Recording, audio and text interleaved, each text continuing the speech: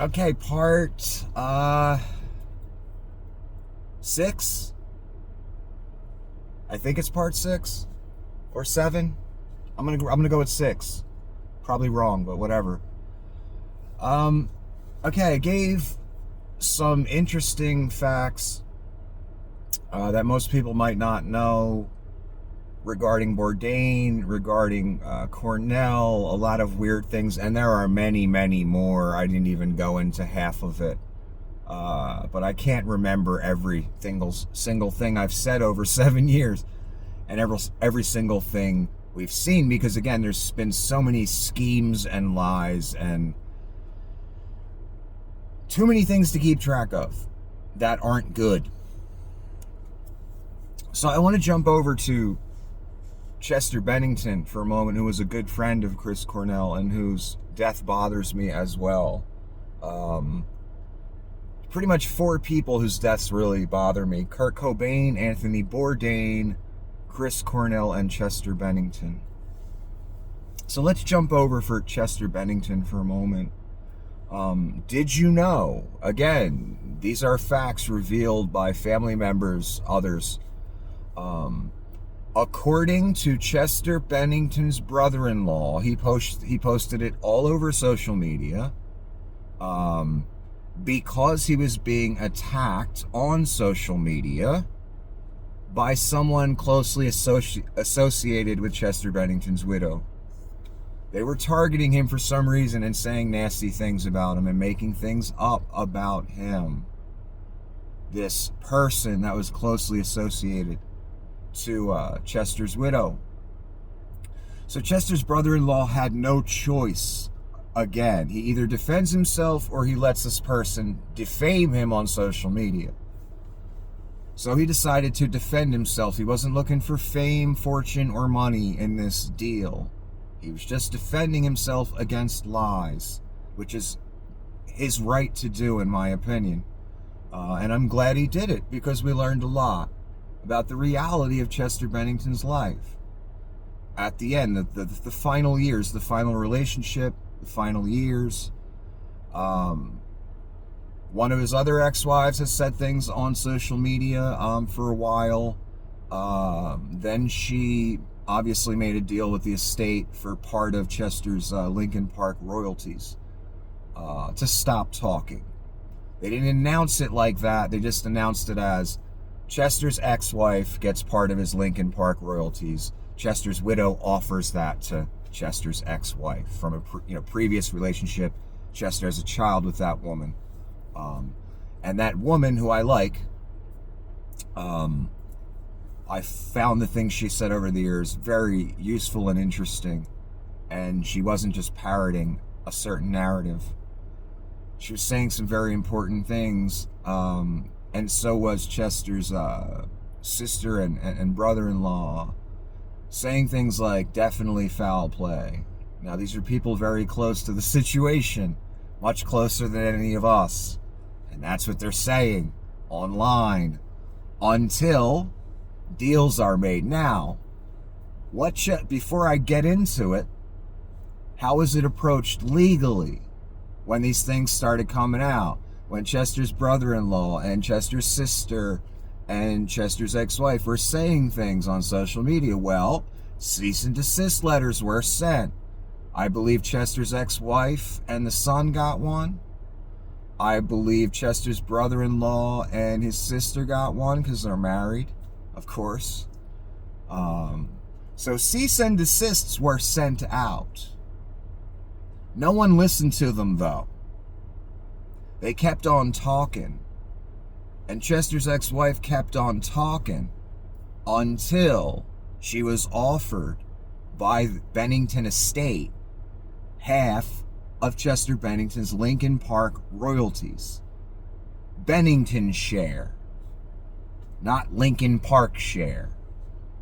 Half of Bennington's share of Lincoln Park was given to the ex-wife voluntarily. She didn't have to fight for it in court. Why? Because she wasn't parroting the official narrative. She was saying things that might get some people in trouble were it looked into. Better throw some money at her. I've never witnessed a widow, and I'll give you some character testimony to prove what I'm saying. A widow of a rock star is going to give the ex-wife, who the rock star had one child with, half of the rock star's royalties for one of his bands? That doesn't happen voluntarily. That requires lawsuits. Why didn't it require a lawsuit this time? Why didn't she listen to the cease and desist and just stop talking? Why did she stop talking only when she got half of Chester's rights? Because that's what really matters for her and her son, so they can make a living in this world, so they can make it through the world. That woman was with Chester during his rise to fame. She deserves a piece of it, in my opinion. And so does his child with her. So I'm glad all that happened, but when you really analyze it and ask yourself and look at it, wait, these types of things don't just happen for no reason. Now let me get to some of the testimony, and you'll understand more of what I'm saying. By Chester's brother-in-law on social media. I still have the screenshots to this day because I figured it would get taken down. I don't know if it ever got taken down, but I still have the screenshots regardless. And again, they got a cease and desist from the Bennington estate. Threat of a lawsuit if you keep talking shit. If you keep posting about us, about Chester and his widow. They didn't listen. They kept talking. Just ignored it. Why did they ignore it? Because they knew what they were saying was true. Guess what? In the end, were there any lawsuits filed over this information I'm about to give to you? Nope. Not one. She tried to go the route of, let me send the cease and desist letters out because I have more money than these other people. They'll get scared. They'll stop talking. No one stopped talking. And it cost Chester's widow half of Chester's royalties for Lincoln Park to stop one of them from talking. And I don't blame that one for taking that money. There's never going to be justice in any of these cases. That's why I'm talking about it still. It's the only place you're going to hear this stuff, nowhere else. And I actually looked into it. I don't just parrot narratives. I need to see evidence of the narrative. All I've seen so far is evidence to the contrary of the narratives in these situations I'm talking about, which is what makes me suspicious. So even though a cease and desist letter was sent and a threat of a lawsuit was made in several cases regarding Chester Bennington about ex-wives and family members that were talking online, no one was ever sued though. One was paid off via, half royalties. Whatever, she has to worry about her son. No one's ever getting arrested in these cases. No one's ever going to get in trouble. Except for me. No one's going to lose anything except for me. Who's talking about them? So I don't blame his ex-wife for taking that money. You might as well. You're not going to get any cases reopened. Because, police are never wrong. Or corrupt. Or just make a mistake. Anyway. So here's the information Chester Bennington's brother-in-law revealed. How Chester's brother-in-law found out that Chester met this woman. Chester brought her over one night to the brother-in-law's house. This new woman he met at a party.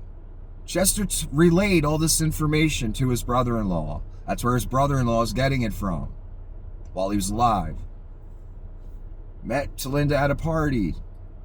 Talinda was there as an escort, invited by a person named Dr. Nick, who was having the party. Dr. Nick invited women to sleep with guests, not dance with guests. Again, this is all according to the brother-in-law. I put this all in black and white on a major website, major social media site. I still have the screenshots. So Linda slept with a guy named Ryan from one band. Then she saw the real money was at the party. She saw Chester, got Chester in a closet, had sex with him. All of a sudden, Chester's bringing her over as his new girlfriend. He's explaining how he met to Linda and the whole scenario that I just laid out for you. Well, the brother-in-law said, and Chester's basically saying, I want to marry this girl.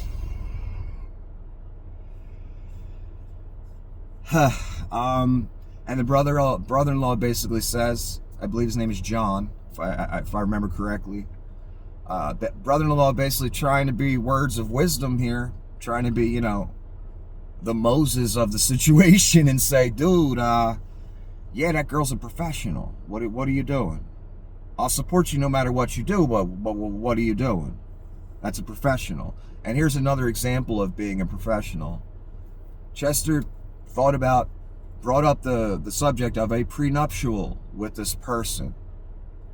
Well, the person flipped out and made sure that Chester never brought up the prenuptial again. This is also a story that Chester's brother-in-law relayed. So she didn't want to sign no prenup. So, you know, was it about love? Was it about money? Who knows? If you're not willing to sign a prenuptial when you're marrying a rich dude and you ain't got no money, I don't know. Prenuptials are a very fucked up thing, but in this world, you know, when you're a rich dude, a lot of women gonna come at you that could care less about you. What they care about is your bank account. Got to guard against that unless that's what you're looking for. You know, you're an 80-year-old guy looking to go with 20-year-olds. You know what I mean? If that's what you're literally looking for, to get used, you know, then you know, that's your arena. A guy like Chester wasn't looking to get used, I assume. That's why he said, hey, would you mind signing a prenup? Well, that started a whole huge thing. She eventually, you know, threw the tantrum. Chester was stupid, didn't get her to sign it. That's a shame. So there's that story as well when we're thinking about character and the reality of the situation. Let me continue in the next video.